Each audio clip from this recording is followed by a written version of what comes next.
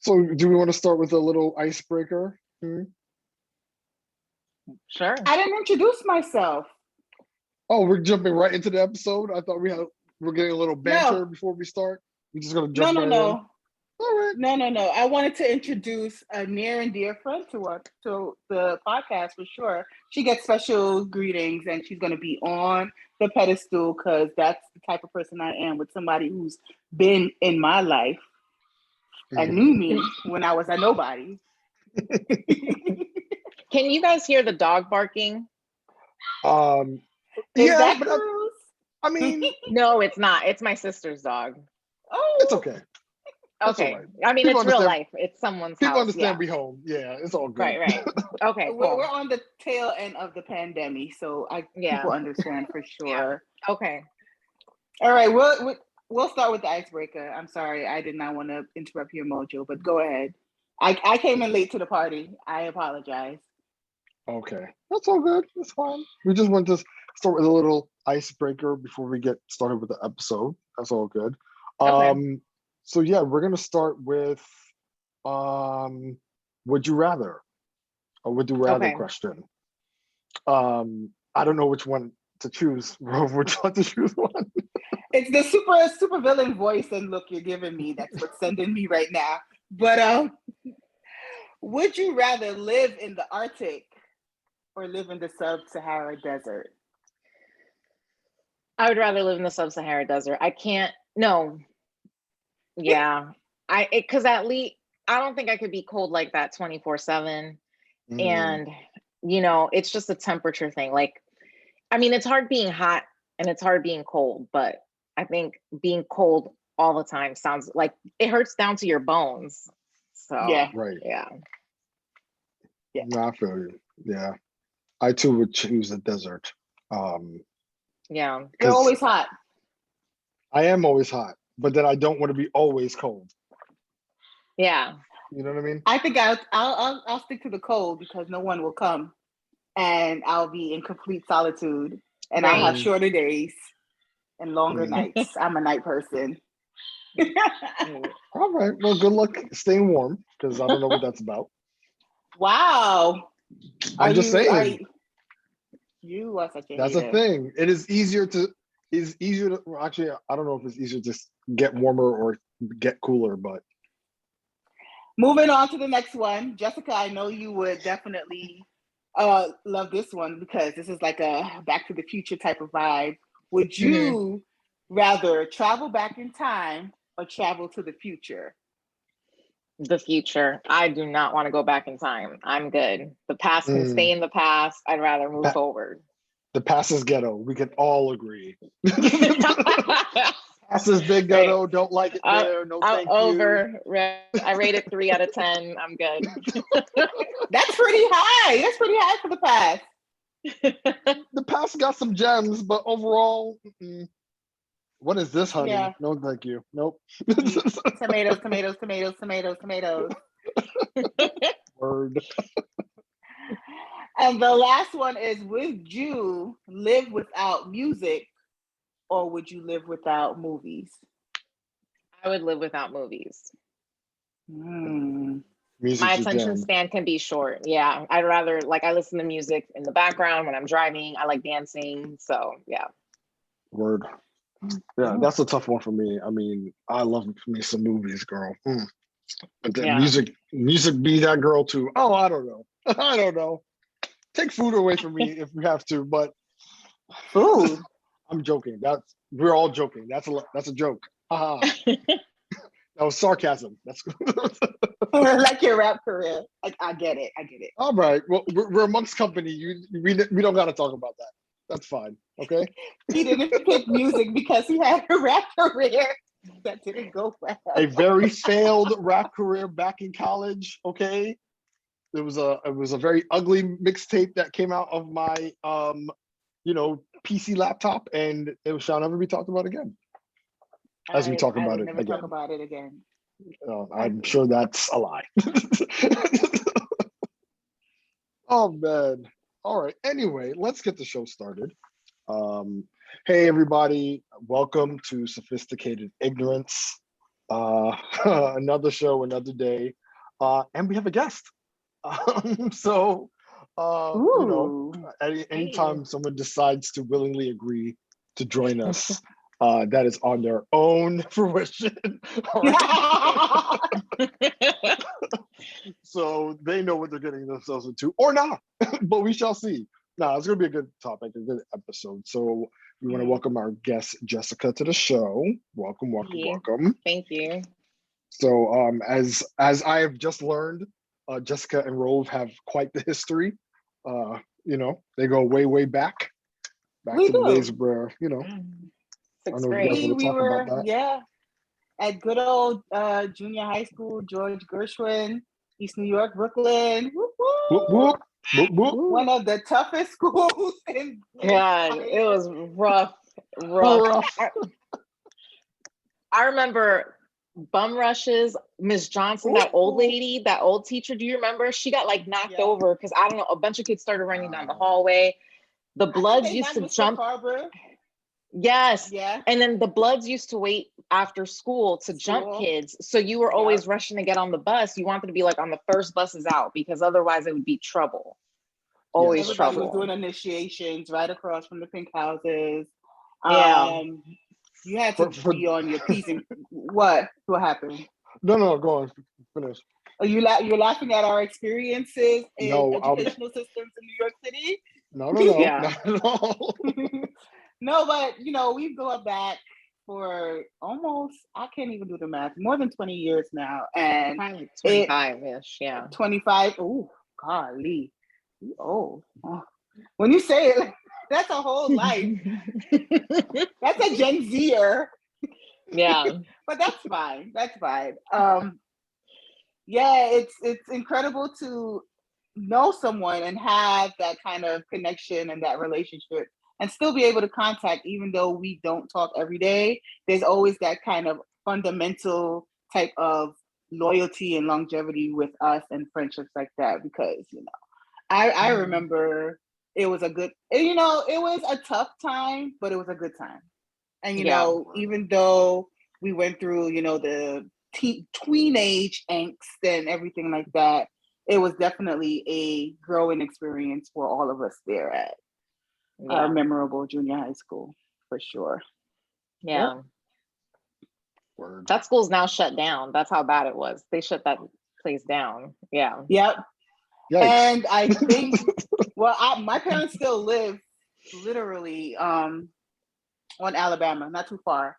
And I think it's about five charter schools in there now. In that building, probably. Yeah. 5 charter schools. 2 of them are high schools, 2 of them are junior high schools. And I'm like, how and why? But I guess they're trying to, you know, gentrify the neighborhood, of course, because it was bad when we went. Like Jessica just gave you a little taste of gang activity. Things going on with girls getting all kinds of obscene things and being sexually harassed. Like, there was a lot that went on, and you know, it's thankful that, you know, there were some protective services over the children that were there, because it's not, as I would say, as malicious as things are today. Today, I feel like there's more a degree of sexual activities going on with a lot of women now, especially with the digital era, that makes it even worse. At least back in the day, I can say if something happened, somebody might say, "Hey, what y'all doing?" And then people would scatter and run. Like, that doesn't happen anymore. Nobody stays outside. Everyone's home. You know, there's predators coming into the home, and, you know, a lot of girls are impressionable, but that's just a whole nother topic. Yeah. But we had good times too. We had good times. We had prom. We had all that good stuff. So it was a bad school, but we had good times and good memories. So that's the end all towards it. Right. And we're productive citizens. Yeah. Exactly. Y'all here. Yeah, we grew up. Yeah, we made, a lot of us made it. So that's why I said different time, different era. So yep. That's what's up. That's what's up. Love a good reunion special. Love it. See it on TV, but in real life, that's the dream. So yeah, so yes, Jessica, we invited you on the show because you have such a unique and inspiring story that I'm sure our audience would love to hear. And for those of the ones that are listening that have been dealing with issues such as yours and kind of overcame, or probably still kind of dealing with it now, or whatever phase that is, we just love to kind of get an idea of your story and what you're about, and hopefully we can either help someone or like guide someone in the right direction, and as I said, get someone to a place where you are now, where you can kind of just be like happy for your experience and your growth and all these things. For those of you who, for more context, Jessica has had a journey with sobriety and all these things, so we went to invite her on the show to have that conversation and just to get a first person perspective of your journey from then to now, and definitely would love to just hear more about all that. So I don't know, I mean, is just based on the research that I did, and I went on your website and just kind of got a idea of it, but I mean, reading it and then just imagining it are two different things. So I mean, I guess the first thing to ask is kind of like, just give us like a brief history of your your journey or your battle with alcoholism. And I know that's such a vague question, but Yeah. yeah, I mean, I don't even know where does one begin that story to kind of like Yeah. summarize it enough, you know what I mean? Yeah, and that's the thing, like I've been trying to figure out more ways to tell my story in bits and pieces, because you never capture everything in any summary, because there is so much. There's so many details. There's so many things I leave out one time, then I remember it the next time. But a quick summary. So yeah, I was born and raised in Brooklyn, went to the same school as Roverne for middle school. IS 166, George Gershwin. And I mean, I was a nerdy kid growing up. I was pretty shy, always top with grades. Like I was always really, really bright, and like school came super easy for me. So went to private school on a scholarship, college on a scholarship, everything was just like bam, bam, like, scholarships and a lot of like opportunities. Things started to change when I got to college. So my parents were super strict. I get to college, suddenly I have freedom. And that's when drinking came in. And in the beginning, it seemed normal because everybody was binge drinking. I mean, I think most college students who drink don't drink in a healthy manner. A lot of them actually don't drink, but the ones that do and party, it's never really in any balanced way. And it seemed normal until I graduated, and suddenly it was happy hour, and somebody called me out at happy hour and was like, "Oh, isn't that one too many?"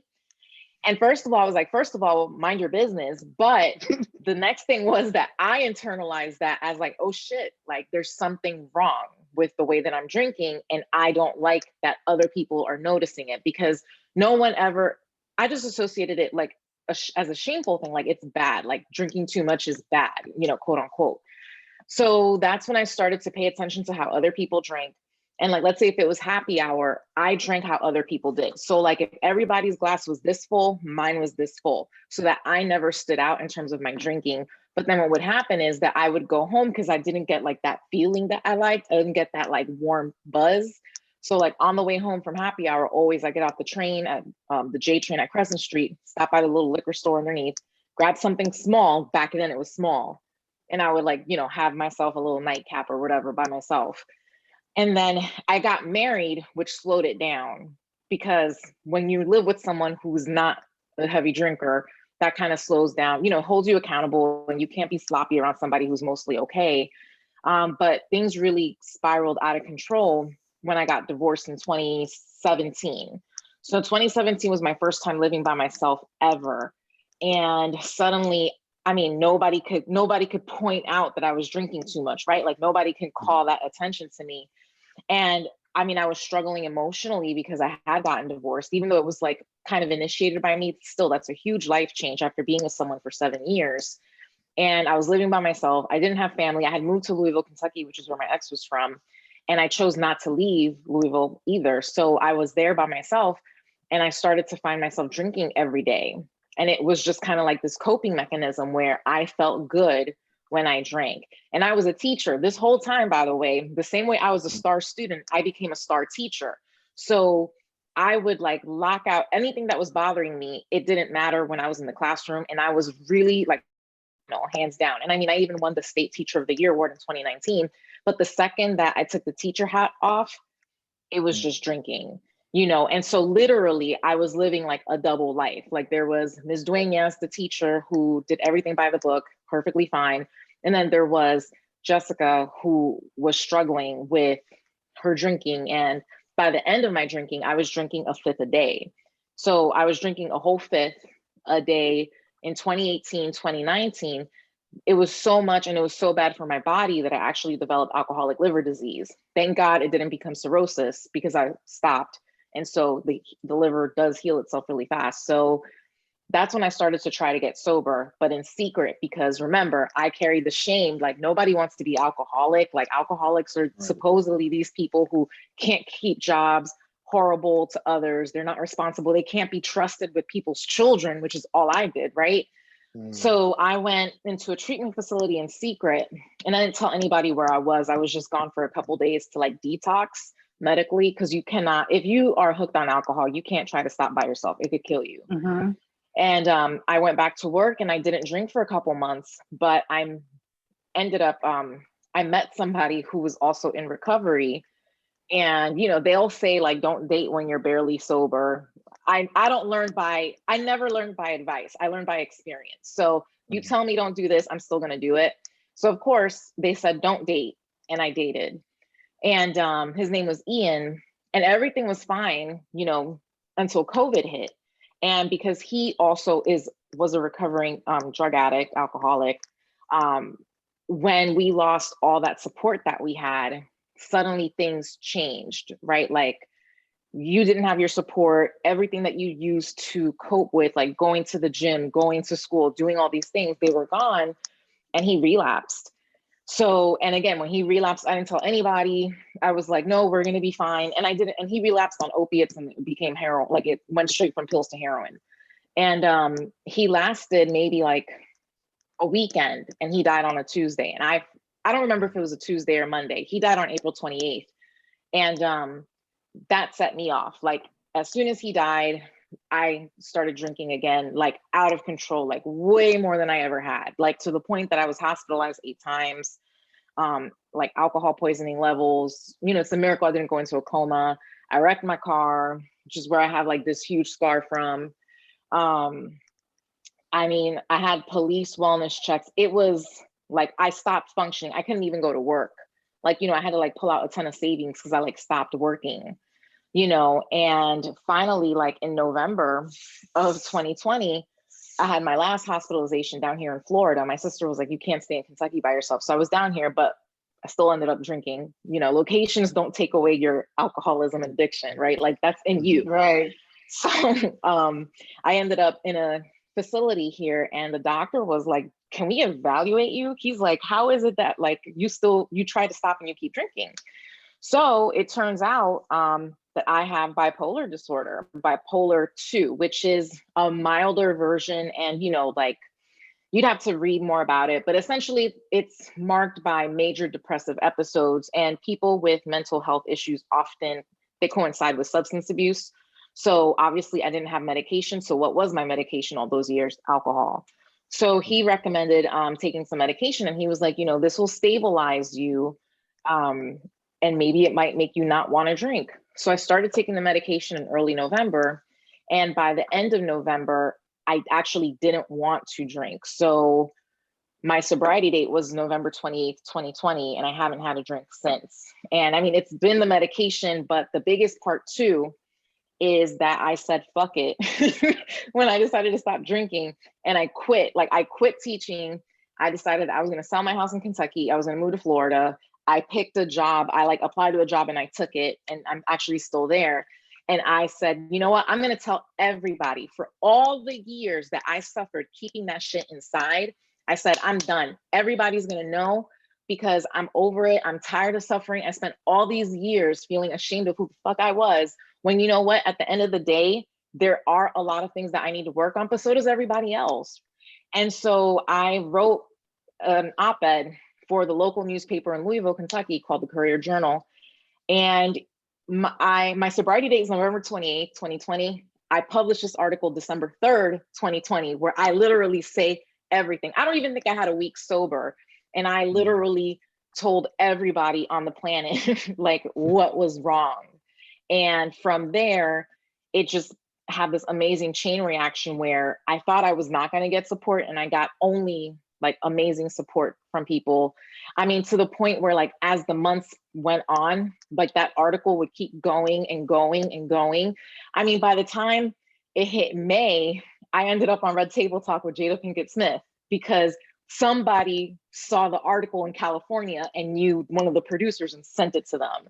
So the fact that I decided to just open my mouth and say, I don't give a shit anymore about like what anybody thinks, I had to free myself from this fucking addiction.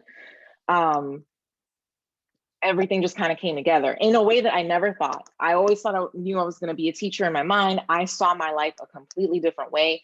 This is not how I envisioned my life to be at all, but I would not change this for the world. And that, I would say that's kind of like my story now. So now I just hit 16 months sober like the other day. So it's been good and I'm healthy. My liver's good. We love so a yeah, good I would liver. say that's yes, a good liver is great. I'm glad that you had this journey and you took the necessary steps, especially medically based, to look into and see that it is harmful for your life. And, you know, your regeneration of your liver is great. Hearing you come through the shadows of alcoholism is something that is astounding to me. And this is why I wanted to reach out to you. And, you know, you brought up an interesting point about mental health and dealing with sobriety and using like alcohol or maybe opiates, drugs or something to mask and try to numb the type of symptoms that one person may be feeling. I wanted to ask, how did you deal with depression, I guess, before you had drink, you know, before you turned 21? Because, you know, I guess we all go through some kind of depressive states in ourselves. But so before you reach for alcohol, how is something, or were you noticing that you were depressed during that time, going into, you know, your college years? Because I know that's when you were introduced to alcohol. Yeah. Well, you know, it's so funny because I had this conversation, you know, our parents always do the best that they can given the circumstances, but it doesn't mean that we aren't still traumatized a little bit by the things that they did. So I was overweight, like very overweight when I was younger. I mean, Ravon could probably remember. And my we parents, both were. Yeah. I mean, and my We mom had was fun at the lunch table. obsessed. Yeah. My mom was obsessed with me needing to be thin. And so always it was like fat this, fat that. There's a lot of fat shaming going on. And I internalized that a lot to where I would eat in secret. So that secretive behavior of not doing things in front of other people because I was ashamed, it started with food because that was what was accessible when I was younger. So, and you know, we all know food is very comforting. For me today, food is still a comfort source. And I mean, it's not going to put me in the ER like 0.5 blood alcohol level. So like if I have to use food as something, I'm going to use food versus like a drink. But that's where I feel like those behaviors started. I feel like it was all shame based. And, you know, the comforting myself through something coming in externally. So it started with food. And then, yeah, by the time I got to college, it was like alcohol. And it was like, whoa, this is so much better, you know? But I feel like that was it. And, you know, there's a lot of shame in Black and brown communities about being depressed. You know, if I told my mom I felt sad, well, go clean. You know, like, oh, you feel bad, well, go do a chore. But you can't work yourself into a healthy state of mind, you know? Like you can't. You know, that's how people end up broken. That's how people end up in these toxic situations. And, you know, so I could never, my feelings were never honored, quote unquote. And so I feel like I just had to deal with these heavy episodes of depression. And, you know, like bipolar disorder typically develops in women when they're like in their early 20s. And I mean, it's classic. Like when I think about the worst times of my life, it makes sense. Like these real heavy episodes of depression. I never would get like really manic, which is like bipolar 1, like you have those really high highs. I just got depressed. Like that was more my thing. Gotcha. Yeah, no, I could understand like how, you know, especially dealing with like mental health and just, you know, the shame of it all, how you could kind of flux between, like, just different episodes, like you were saying, how, you're trying to hide it, you know what I'm saying? Then it comes out and then you hide it again because you go through these different ups and downs. I can only imagine. Yeah. Funny enough, you mentioned your family, and I was curious, like, you talked about how you wrote the article and then, the news, or that big reveal finally came out. I'm curious, like, how did your family and friends receive that news? Like, was that their Yeah. first time hearing it? Like, what was that reaction like? So by the time that article came out, people who were close to me knew how much I had been spiraling. Like my employer knew, because obviously I was like in and out of work. So the people who knew me best knew that I was in bad shape. So for them, it was like, thank God, like, like something changed, like something switched, like there was something that lit up in her. Like that's kind of how they took it. So they were kind of like, if this is what it takes, this is what it takes. I mean, because I had some people be like, oh my God, I could never because of my family, but I'm also blessed that like my sister is like the biggest cheerleader on the planet. And so whatever was going to keep me alive, she was going to go for it. And if opening up and speaking the truth is what was going to keep me alive, then, by all means, I mean, my mom, I can't worry about my mom, it's just, it is what it is. And I'm healthy now. So really like, that's what matters at the end. Right. Yeah, absolutely. I did want to ask, how do you feel about when people go out, let's say they do bottomless brunch and then they get super like wasted and then they just use the term, oh, I'm feeling alcoholic loosely. How do you feel about people who use that term and try to, downplay the actual dynamic effects of someone who may be suffering through it and going through sobriety? Yeah, it's funny because language and word choice is always so interesting because I would do that. I did that all the time because it was a funny way to like, oh, I'm still alcoholic. Let me drink like brush 5 it off. mimosas to Right, brush it yeah. off and make it seem light. Because if you make a joke out of it, then like other people can't take it as seriously either, Right. So, when people say that, sometimes there's truth to it. And that's your humor is a way to cope through things. And then sometimes maybe it isn't that there's truth to it, but you're not even thinking about what the hell you're saying, which people do most of the time. I mean, I think that it's important as a culture, like an American culture, no matter like what the hell your color is, to think about how alcohol is marketed, towards everybody. Like it's you drink when you're happy, you drink when you're unhappy. I mean, now like women, the amount of women, like NPR recently, well, last summer posted an article about how the amount of women having alcoholic liver disease has been shooting up because obviously women's bodies don't process alcohol in the same way, but now women are drinking as much as men. So like they're getting sicker younger, So I think that we don't analyze alcohol. Like, at one point it was big tobacco and everybody smoked until people saw the health effects of it. Like now it's more people I feel like are starting to, whether or not they're actually like alcoholic, I think more and more people are questioning their relationship with alcohol and wondering how much it really benefits them, because even one drink is not good for you. Like the stuff is literally like technically poisonous, there's no benefit to anybody's body from it. So, I think that it's just a lot of times it's absent-minded marketing that happens, or like buying into like, advertising and what's currently hip. And then again, I think a lot of people who use that language, it's to kind of like touch on the truth without having to like acknowledge it. Yeah. Yeah. That's an excellent point. Yeah.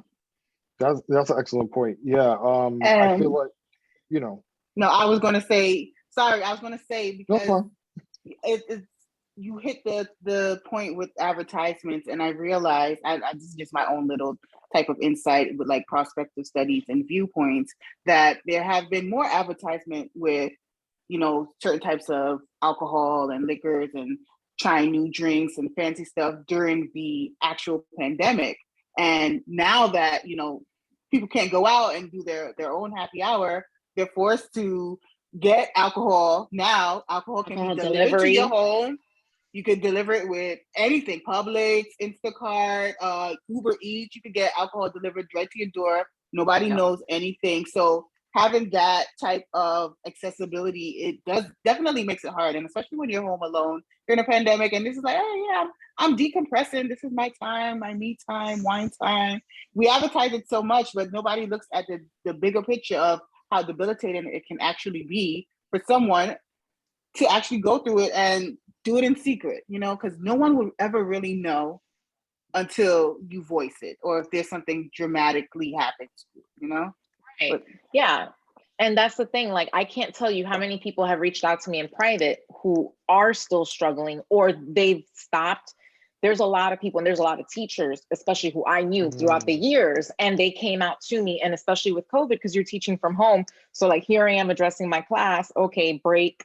Here's my drink, and nobody knows. Nobody knows. And, yeah.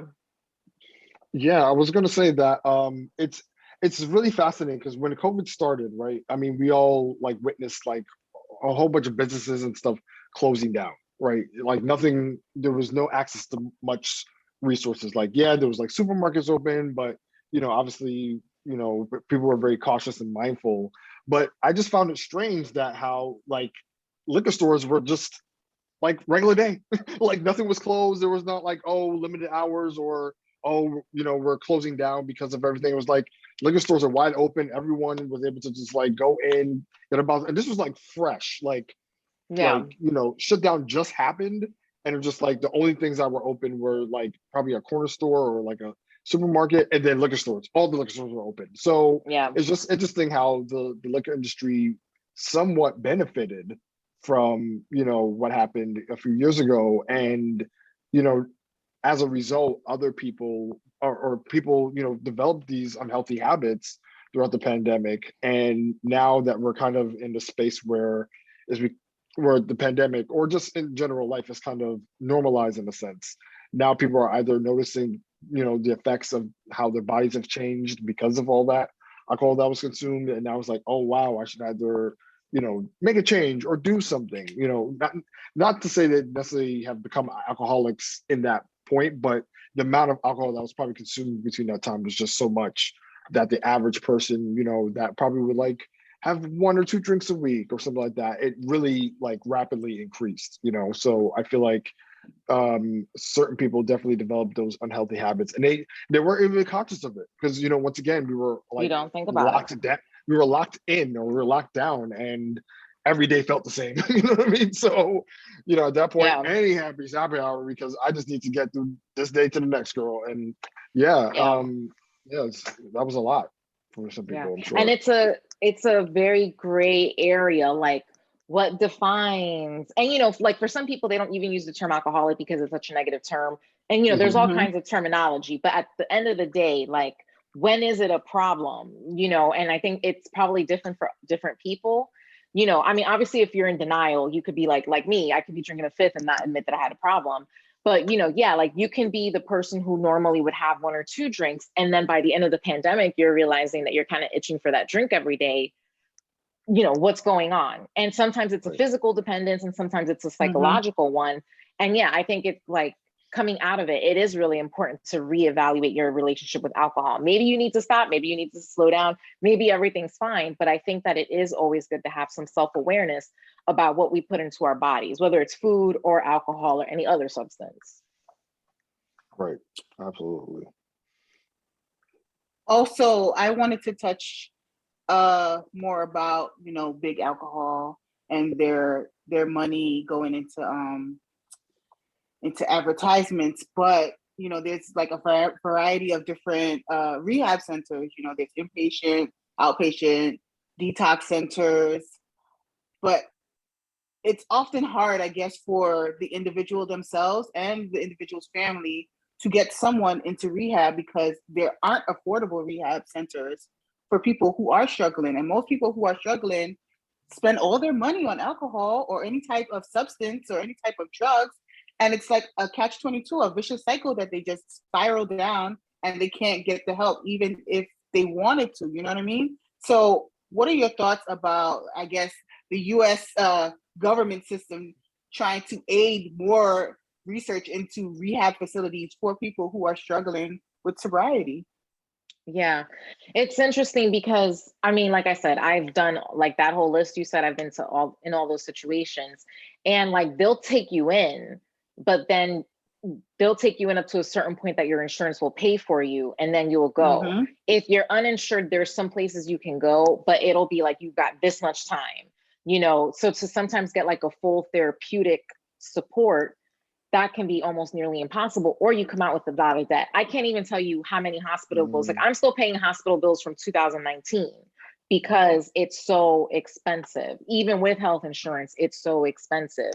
Like I know in Louisville, there was this place called the Healing Place that is a completely self-running free program. But because it's free, you can't go there and do anything medical. So you can't like detox off of alcohol medically. It's just like you're in there and you're cold turkey. And for some people, they literally can't. You know, for some people, you need So people medical go through assistance. withdrawals and they get seizures. They're getting withdrawals and seizures as well too. If they do, facility? they probably get sent to the hospital if something like that happens, you know. Okay. But because I mean, even in rehabs that I've been in, people have gone into seizures and they'll get sent to the emergency room because obviously, like, even though you might be taking like benzos to come off of alcohol safely, it's still, you still run that risk. I mean, thank God I never had a seizure, but I've seen it happen a couple of times. They just send them to the ER until they're stable. Then they bring them back to the rehab facility. I guess my follow-up question, sorry, Vixen, my follow-up question is with that is, you know, let's say we give the rehab a 30-day trial, but 30 days is never enough. How do we keep people from relapsing to come back again and do another cycle of rehab instead of just offering, I guess, whatever individualized plan that they need for that patient-centered care type of rehabilitation?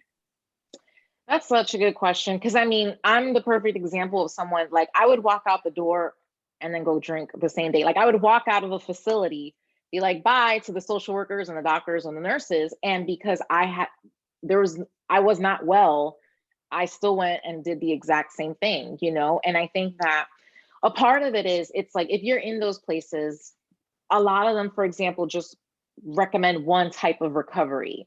You know, like it'll say like this 12-step program is the only way for you to like get sober. Cookie cooker, right? Yeah. Like here's the box. This is what you need to do to get sober. And so if you don't fit in that box, you're set up to fail, right? So you come out of these places and you don't have that support. Like it took 8 hospitalizations for one person to say you might need medication. Why did it take 8 times? Those 7 other times, it was the same box. And that box is a part of my toolbox today, but I should have been presented with more options in the first place. But it took 8 hospitalizations and God knows how much money for someone to be like, let's dig a little bit deeper into what's going on so that we can help you, you know, come out of this. And so that is a part of it. I think like the root cause is not really being addressed in rehabs. I think it's slapping Band-Aids and sending people out. You know, it's a lot of Band-Aid slapping. And I don't have like the answer, but I know from my experience that yes, it's not a solution, and a lot of people will relapse and come right back in. And I mean, we are in a country where like big pharma like makes a lot of money, you know, like it, or not big pharma, but just like insurance companies and all of that. Like they make a lot of money every time someone relapses and goes right back in the hospital. Like somebody gets a lot of money every time someone goes back in, you know? And so it's all really, really like, I wish I had the answers. It's just like from seeing it, you know, and so many people I've been in there with have died because, you know, I'm in there with people, you know, and it's like either they committed suicide, or if they like relapsed and they relapsed on an opiate, there was fentanyl in there or something, they OD'd, which is what happened to my boyfriend. You know, he died from a drug overdose. And when they did the autopsy, it was fentanyl. So, you know, it's just like, you're not necessarily set up to be successful when you're leaving. It's like, you know, you leave and it's like, God bless you, good luck, you know, that kind of a thing. Right. Yeah. No, I mean, it's the recidivism that's, you know, like the constant revolving door, because at the end of the day, you know, these insurance companies benefit from people constantly going back in. You know what I mean? It's giving incarceration. And when you just mentioned that, it reminds me of the incarceration system, where it's like these industrial companies get more money by people going back into the system, and you're just in and out, round and round and round. And it's unfortunate that because I think for people on the outside, people get the conception that rehab is simply, all right, 12-step program, you're done, great, you're out, you're all better, everybody wins. And I'm so glad that you gave that insight, because I'm pretty sure based on what you're saying, it's so much more to that than just So right. much more. Yeah. Yeah. And for some people, Mhm. oh no, I was gonna say, for some people, just this 12-step program is perfect, but that's the thing. It's like, we are individual. And so like, for me, I need a whole lot more. Like, I have a 12-step program and I have a whole list of other things, because Right. that was just not enough, and that's okay, Yeah. Yeah, And it needs to be individualized and catered to the actual patient itself. Like, it Yeah. has to be patient centered. And the fact that it took you 8 times for them to even look at something underlying, masking your mental health disorder, your BD2, like, that is something that should have been transpired within, if they want to do something very cookie cutter, very protocol, very procedural, that's something that they should assess as well too, because a lot of people who do go through substance abuse are trying to numb something, whether it's schizophrenia, whether it's bipolar, whether it's any type of depression, psychiatric, anxiety. anything. They try to suppress that. Even trauma-related things that can just spiral into your adulthood. Those are things that people try to do to feel numb. And that's the underlying cause of most substance abuse. Not all, but most. And since everything seems so processed and robotic and cookie cutter-esque, they should try to implement that into some kind of, protocol when you're doing screening to see what's going on in the first place. That's just my 2 cents. Yeah. Right. And it takes a lot of time, right? Like, that's the thing. It takes more resources, and like, you'll go to rehab. Yeah. And like, you'll be in a session, like a therapy session, with handouts. Like we're in like 4th grade. 3? Like, here's a handout. Yeah. Here, like, I can't tell you how many handouts like I have, I threw all of them out, but yeah, like, that was the thing. Exactly. That's a good example. You'll throw them out. It's like flyers for grocery markets. Nobody's going to actively read that. This is why I guess a different approach is something that could be looked into.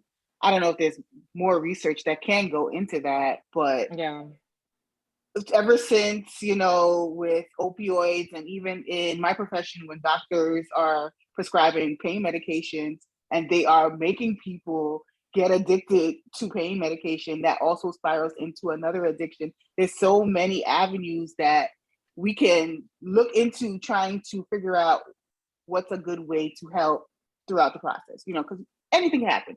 We don't know what could happen. Anything could trigger someone to want to always continue feeling a good way. Everybody wants to catch that high. And I think I saw this on intervention. The first high is always the best high. And every time you try to do something, you're always trying to catch that first high, but you just never do. Gotcha. That was my timer. Yeah. Real quick, I just want to ask, like, I just want to pivot real quick before we wrap up. So we have this website, Bottomless to Sober. I just want to ask real quick, like, how did the website start? How did you get that started? How did that come about? And I really find it interesting that you gather other people's stories of sobriety on your site too. So I was wondering, how did that kind of get started as well? Yeah, and I need to get back on it. It's been, it's so hard to keep on top of projects, but it was a way for me to deal with my grief about Ian dying. Ian had been on the news in Louisville when he was in a good spot, and he like shared his story, and it inspired people and it helped others. And I was like, what can I do? How can I positively channel all this, like all these horrible feelings? And I was like, you know what, like, let me make a project where I share some people's stories, and, we go through, like, I like sit down, talk to somebody, and they just tell me everything. And then I like do a like quick, like 3-4 page thing about like their story, and I share it. Or a couple of people sometimes like submitted their own thing or things like that. And I mean, it was very, very therapeutic. And it's just like, I would love to have more time to do it, or I kind of want to explore different forms, because I've been doing a lot of writing about it, but I feel like I wanted to explore some more like video work, also telling more of my stories too, because I feel like there's so many parts of my stories that have never been shared that would be valuable. I've played around with YouTube. I don't know. It's so hard to like narrow down the creative energy, but you know, TikTok. so far it's yeah. There's somebody creative here. TikTok might be, no, for real. TikTok definitely. I mean, I laugh about it, but TikTok really has a good reach when it comes to like reaching out to different audiences, and especially people in certain communities. So maybe I'm just suggesting. I'm not saying like you have to, but TikTok may be that's an a avenue good where suggestion. you know It's you a can lot of share work, your though. story. It is. Yeah. Yeah. The editing shit. I'm like, I don't have like all this editing. Gotta do the pause, transition. Right. Not saying you gotta do it for the trends, but I'm saying like if you want to share your story with a large amount of people, but also possibly in that way get other people to like volunteer, because you know with TikTok you could certainly like have other people tell their stories too. So probably that's a way of like building community really easily, and it just takes a prompt where it's like, hey, talk about your, you know, first time in rehab, or you know, tell me about, you know, the first time you decided like I need to, you know, turn around my life from, you know, like substance abuse. Like those simple questions or prompts could, you know, as I said, inspire someone or like let someone want to share the stories. And as I said, there definitely builds a community around it. So just a suggestion. I like that. No, I like that. I like that. I like that one. Yeah. You know what I mean? So there you go. That's cool idea. Do what you will. One final question before we wrap up. What is some advice you can give to someone who may be going through some you know, some bouts of depression, or going through a period of time where they might consider using substances to cope with? You know, well, I mean, the first thing is, it's like, it's okay if you're noticing that there might be something wrong. Like for every problem, there is a solution. And for every negative feeling, there's a positive, like there's the opposite. So like, no matter how dark things might feel, no matter how hopeless something might feel, like, even if you don't believe it in that moment, the opposite is possible, you know? And it's like, there's more to life than the darkness that you're in. As much pain as you can feel is also as much joy as you can feel. And so what I would tell anybody who is struggling is like, you know, you're worth it. You might not believe it at this time, but if you can hang on, like you can get to that other side of it. You know, like I've been there. I've wanted to die. I was pissed when I had that car accident and all I did was get that like laceration. I couldn't believe it.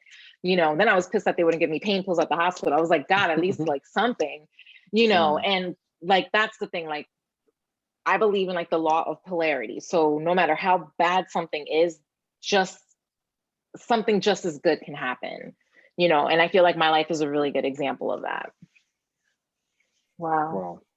Really wow.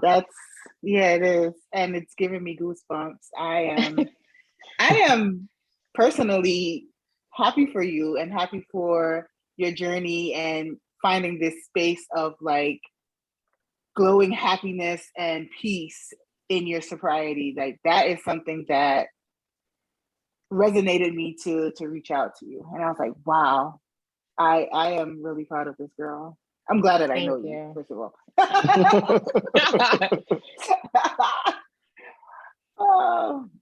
Yeah, and we're really just happy that you know you're able to share your story with us on this platform. And yeah, for those once again who are listening who might be going through something like this, we hope that Jessica was able to, you know, point you in the right direction. So yeah, really appreciate it.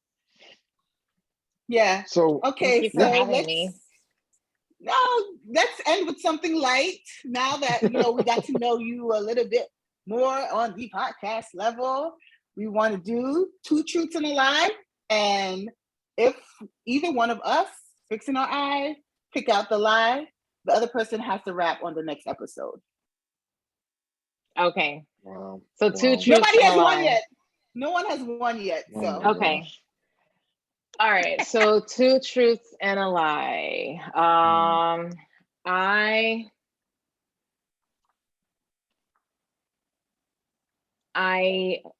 wait, hold This is the on. Okay, lie. 2 truths and a lie. No. So I met Rajon Rondo and tried to take a bunch of pictures with him. I wanted to meet Donald Trump. I just had it and I lost it. I met Spike Lee. They all sound believable, girl. I don't know. Rome, take a stab at it.